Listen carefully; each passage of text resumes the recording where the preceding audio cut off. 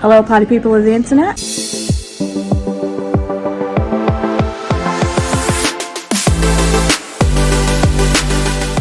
How y'all doing? So, I'm here in Geek Retreat. I've got boxes of nerdy stuff behind me. Nerdy stuff. And the whole shop. If you've got a Geek Retreat near you, you kind of know what stuff is. Plan today is to do a come shop with me, well, come buy my TBR, but we decided to meet here, have food, and socialise a little before I went book shopping. So that's what we're doing. You guys gave me prompts. I was gonna do all 10, but then I realised I'd have to buy 10 books all at once. Well, Chris made me realise that was going to be extremely pricey. So I'm probably only going to do 5 of the prompts that you guys gave me. The next clip will probably be us, well, Chris, pushing me to Waterstones. See you when I'm surrounded by books. I lied. We're still in Geek Retreat. We're playing Joking Hazard while we finish our drinks. I don't know if this is going to get copyright strike because there is music playing in the background, but we'll see. So we're en route to Waterstones now. Chris is loving it, aren't you, love? Uphill, always love it. But I guess I'll talk to you when we're actually in the store.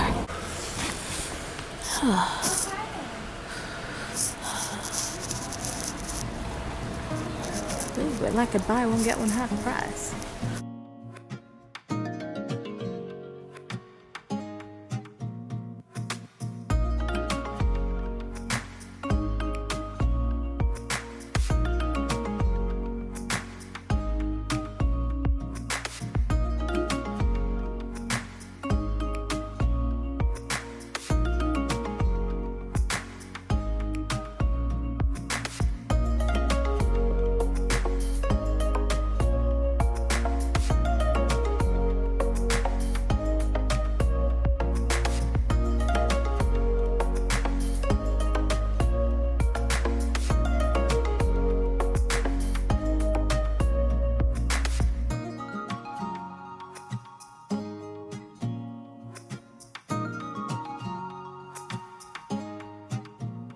This is you ending fire.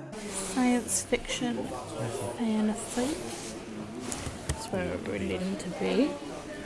And we shall all burn together. Watch the flames climb high into the night, calling out Father, oh, stand by and we will watch the flames burn. The Aeronauts win this first one.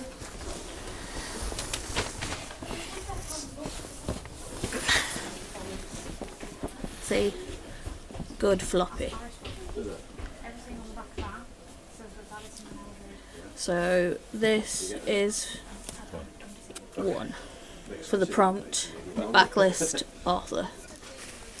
So the next prompt was a book that's my favourite colour or has someone has the surname of that colour. My favourite colour, green. And this is coming across as like blue on camera, but it's not. It's Show them the blue. so yeah, you can tell that there's definitely more green in it. So it looks interesting. Scottish fairies, and it's from the person that wrote the Iron Druid stuff. So into my basket. And all along the mountainside.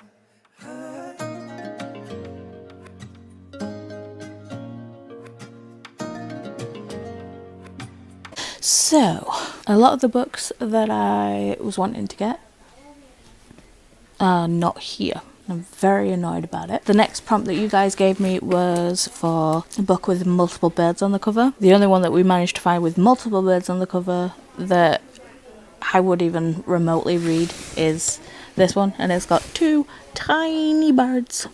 So technically it counts. And another prompt was for a disabled main character. I was looking for a couple of specific ones, but again, they don't have them. The main character in this has OCD, so I think that's the closest I'm gonna get. We have to be home to pick up Wyatt soon. Well, not pick up Wyatt, but be home for when Wyatt is dropped off from school. But because of the absolute horse showing that was in Waterstones, we are going to check to see if there is any of the books that I'm wanting in WH Smith's. So quick little look in WH Smith's. Here's hoping we have better luck.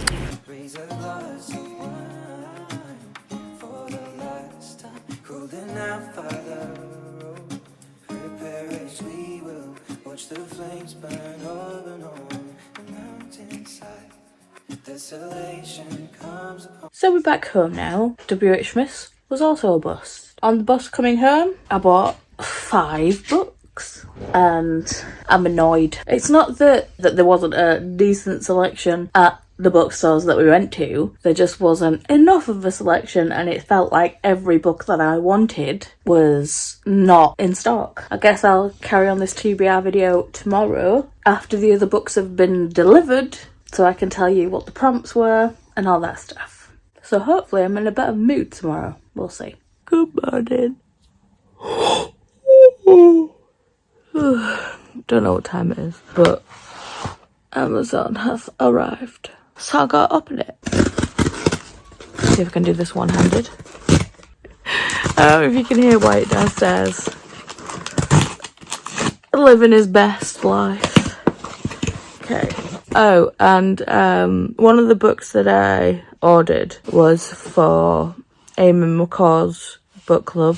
I'll leave a link in the description. Eamon McCall wrote Mina and the Slayers and Mina and the Undead, and she's predominantly doing a YA book club. I bought the wrong book, but the book that I'm supposed to actually read is on Scribd, so I'm reading it on there. The book that I bought wrongly for the book club is Witchlings. I'm gonna read this anyway. I fucking love this cover. Full synopsis. Ooh! Tell that book's never been opened before. Can 3 witchlings do the impossible? Every year, in the magical town of Ravenskill, young witchlings participate in the Black Moon ceremony, are placed into covens and come into their power as full-fledged witches. 12-year-old Seven Salazar can't wait to be placed in House Hyacinth with her best friend. She has worked so hard to get the best possible placement and to avoid being a spare, a leftover witch with lesser powers, looked down on by everyone. But on the night of the ceremony, in front of the entire town, Seven isn't placed in House Hyacinth or in one of the 5 covens at all. She is a spare. Even worse, when Seven and the other 2 spares perform the magic circle to seal their coven, it doesn't work. They are stuck as witchlings and will lose their magic abilities for good. Seven invokes her only option, the impossible task. The 3 spares must defeat the dreaded Night Beast. If they work together and succeed, their coven will be sealed and they'll gain their full powers. If they fail, well, the last coven to make the attempt ended up being turned into toads. Forever. It's like a little fun middle grade. My voice is croaky as hell. Sounds like I smoke 40 a day. I miss cigarettes. Do I miss cigarettes or do I just miss the of smoking a cigarette? Probably that. Wanted to pick up the book for my book club, which is the Pleasure Your Shelf book club. Links in the description below to the Goodreads page. If you don't like Goodreads or don't want to support Goodreads, totally get it. But there is a link to my Discord in the description as well, so you can talk and vote for books in there as well. But this month, the month of February, you know the Princess Bride where he goes, marriage is what brings us together today. My mouth just went like that when I tried saying February. So I absolutely detest the UK cover of this. I am not a fan. The book club pick is the Very Secret Society of Irregular Witches, and this cover is just not it. Right, it's a tall hardcover, which I'm okay with, but it's just the US cover is so much nicer. I'll put a picture up over this and you can tell me which one you like better. I'll read the full thing for this one, but let me beverage first.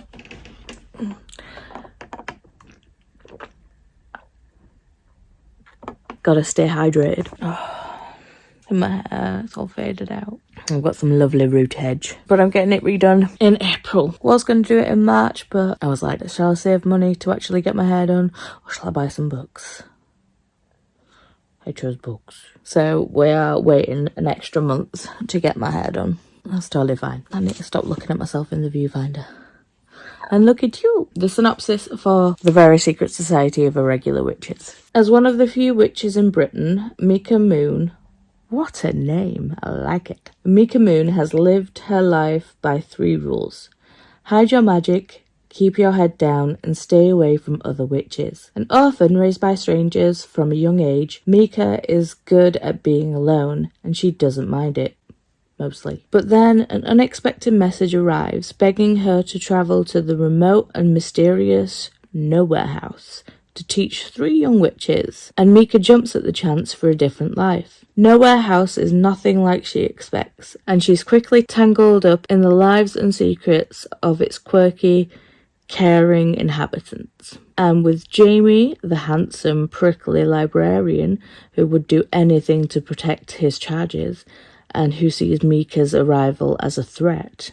An irritating, appealing threat. As Mika finds her feet, the thoughts of belonging somewhere start to feel like a real possibility. But the magic isn't the only danger in the world, and soon Mika will need to decide whether to risk everything to protect the found family she didn't know she was looking for.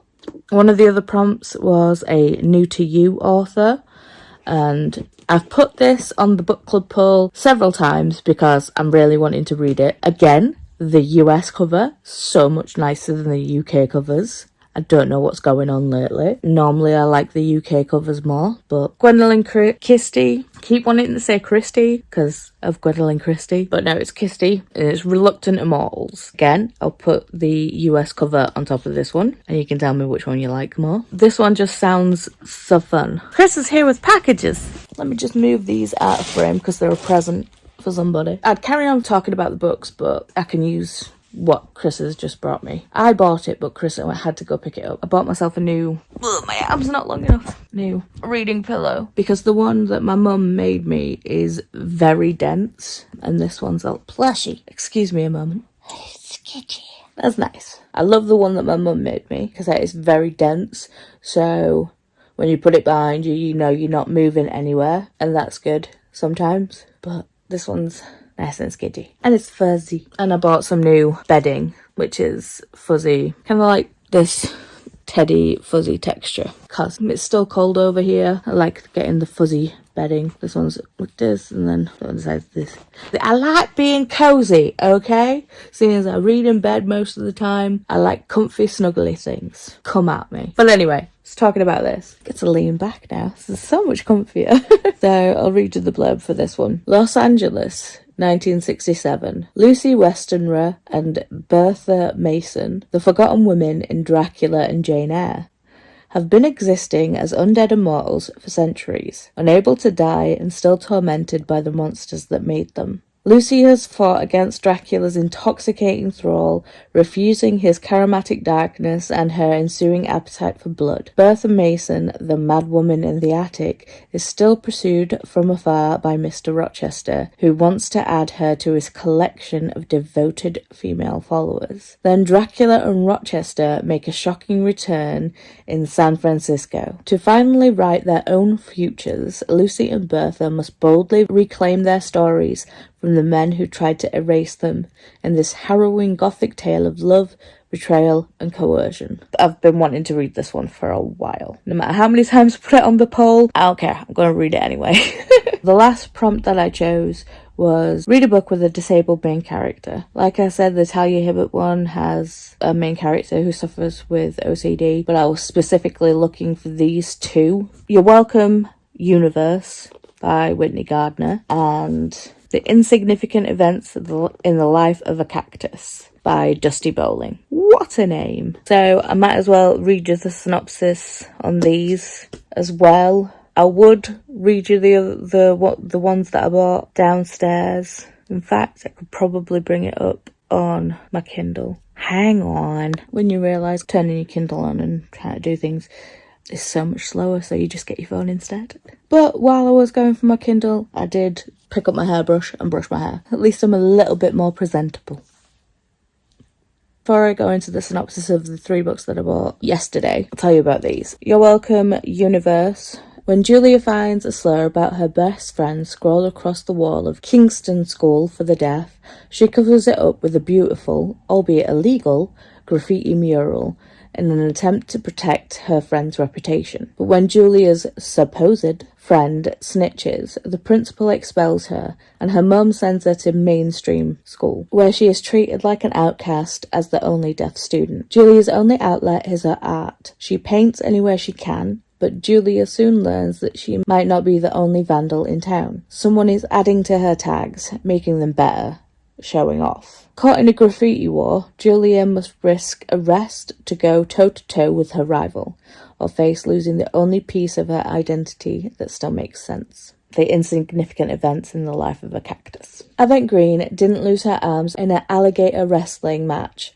or a wildfire in Tanzania. That's just what she tells people when she gets the looks. The truth is, Arvin was born without arms, but at age 13, that hasn't stopped her from doing almost anything. Then her parents take a job running Stagecoach Pass, a rundown western theme park in Arizona, and Arvin has to leave everything she knows behind. Arvin struggles to make friends at her new school, where the kids can't seem to see past her missing arms. But her life takes another unexpected turn when she meets Connor, a classmate who also feels isolated because of his own disability. Together they discover an old storage shed at the park that holds bigger secrets than Arvin ever could have imagined. It's hard to solve a mystery, help a friend, and face your fears, but Arvin's about to find out what she's capable of, and how far from insignificant she is. This sounds great. I'm excited to read this one. Let me just bring up the books that I bought yesterday. I won't carry on singing. That's just not good for anybody. I'll put a picture up of what I'm reading. Since time immemorial, the spires have sheltered humanity, towering for miles over the mist-shrouded surface of the world. Within their halls, aristocratic houses have ruled for the generations, developing significant marvels, fostering trade alliances, and building fleets of airships to keep the peace. Captain Grimm commands the merchant ship Predator. Fiercely loyal to Spire Albion, he has taken their side in the Cold War with Spire Aurora, disrupting the enemy's shipping lines by attacking their cargo vessels. But when the Predator is severely damaged in combat, leaving captain and crew grounded, Grimm is offered a proposition from the Spire Arch of Albion to join a team of agents on a vital mission in exchange for fully restoring Predator to its fighting glory. And even as Grimm undertakes this dangerous task, he will learn that the conflict between the Spires is merely a premonition of things to come. Humanity's ancient enemy, silent for more than 10,000 years, has begun to stir once more, and death will follow in its wake. The Witchery by S. Isabel. The haunting season is here, and the wolves are awake. Halsford, Florida, is a hellmouth. Or at least, that's what Logan, a baby witch struggling to control her powers, thinks as she arrives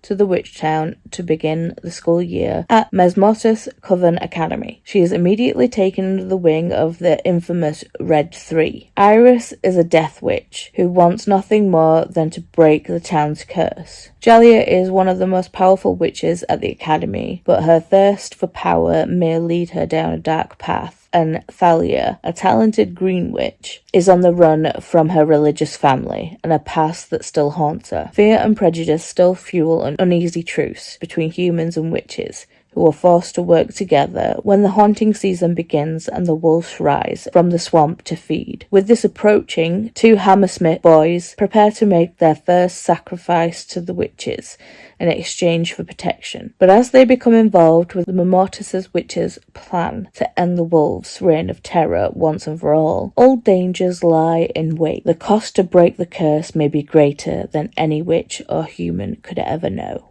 Dun dun dun! In considerable, let's read the synopsis. Almut Barris is both blessed and cursed. He is blessed with an extraordinary white moustache and an appreciation for craft cocktails, and a most unique magical talent. He can cast spells with magically enhanced ink, and he uses his gift to protect our world from rogue minions of various Parthions, especially the Fae. But he is also cursed. Everyone who hears his voice will begin to feel an incredible hatred for Al, so he can only communicate through the written word or speech apps, and his apprentices keep dying in particular freak accidents. As his personal life crumbles around him, he devotes his life to his work, all the while trying to crack the secret to his curse. But when his last apprentice, Gordy or Georgie, turns up dead in his Glasgow flat, Al discovers evidence that Gordy was living a secret life of crime. Now Al is forced to play detective, while avoiding actual detectives who are wondering why death seems to always follow Al. Investigating his apprentice's death will take him through Scotland's magical underworld, and he'll need help of a mischievous hobgoblin if he is to survive. And then the last one... My arm's getting tired from holding up the camera. The book was highly suspicious and unfairly cute. Bradley Graham is pretty much perfect. He's a star football player, manages his OCD well enough, and comes out on top in all his classes, except the ones he shares with his ex-best friend, Celine. Celine Bangura is conspiracy theory obsessed. Social media followers eat up her takes on everything from UFOs to holiday overconsumption. Yet, she is still not cool enough for the popular kids' table, which is why Brad abandoned her for the in-crowd years ago. At least, that's how Celine sees it. These days, there is nothing between them other than petty insults and academic rivalry. So when Celine signs up for a survival course in the woods, she is surprised to find Brad right beside her, forced to work as a team for a chance to win a grand prize. These teens must trudge through not just mud and dirt, but their messy past. And as this adventure brings them closer, they begin to remember the good bits of their history. But has too much time passed, or just enough to spark a whole new kind of relationship? Bow, chicka, bow, wow. We are already on the 11th of February, and I thought, yeah, let's read 8 books, which is not a stretch for me, but, well, technically 9 books because I bought the wrong one. Hopefully I've got a wide enough selection that if I'm not feeling one book, I can pick up another one. The joys of being a mood reader. So that's my set TBR for February. I'm mainly doing this video for Princess because she absolutely loves TBR videos. So hope you enjoyed this one. I'm gonna go because I need to edit this and I've got some reading to do. So I'll catch you guys in the next one. Bye!